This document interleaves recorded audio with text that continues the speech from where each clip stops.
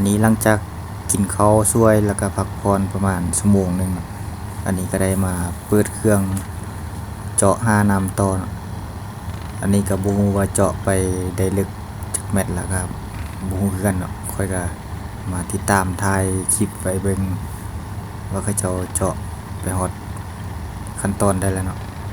อันนี้ก็มาติดตามเบิ่งนำกันว่าสิได้น้ำตอนจักเม็ดเนาะอันนี้เขาเจ้าก็กำลังเฮ็ดเวียกเจาะน้ำไปอยู่ค่อยก็มายืนถ่ายวิดีโอไว้เบิ่งก็มีแต่ท่าเบิ่งเนาะว่าสิไปฮอดขั้นตอนได้อันนี้ค่อยก็สิเว้าเป็นบางช่วงก็สิบ่เว้า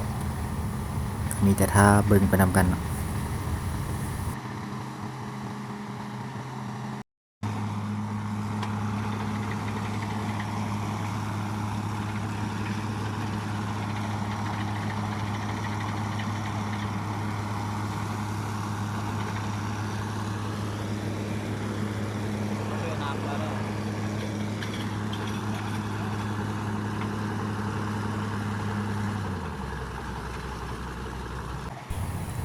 หลังจากเจาะมาได้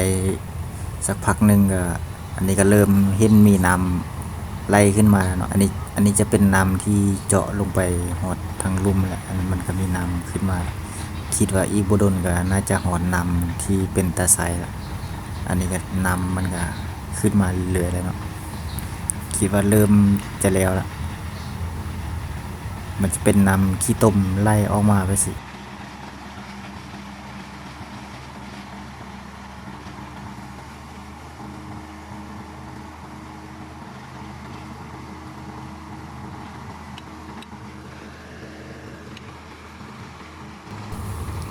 ตอนนี้น้ำก็กำลังออกมาลายแล้วเนาะ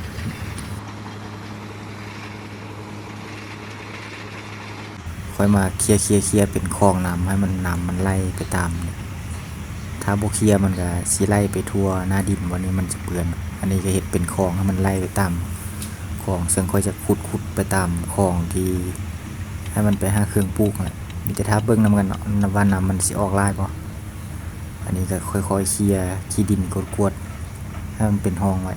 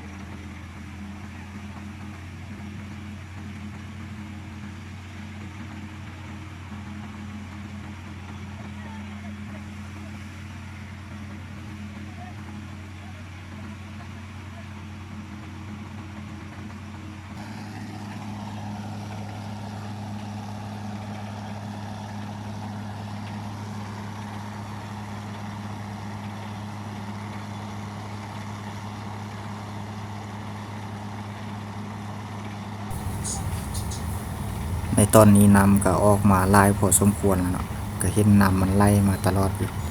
แต่มันก็ยังบ่ทันได้ใส่เต็มที่อีกจักหน่อยหนึ่งค่อยก็สิได้ออกไปซื้อเครื่องมาใส่เนาะจะเป็นไดน้ำแล้วก็สายไฟสายเสือกแล้วก็ท่อซึ่งท่อที่ใส่มาดูดน้ำค่อยสิเอาเป็นท่อเลือกเป็นท่อ PVC เนาะตัวที่มีเกี่ยวมุนหันออกหันเข้าเพราะว่ามันจะ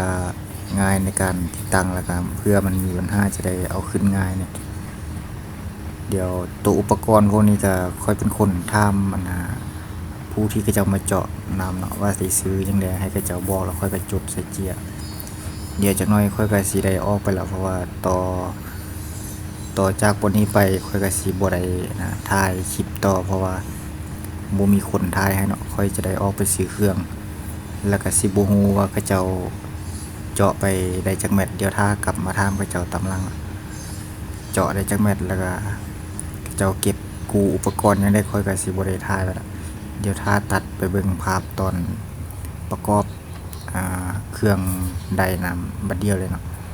ภ พตอนนี้ก็มีแต่สิบ่ได้บรรยายละมีแต่ท่าเบิ่งตอนเขาจะเจาะนี่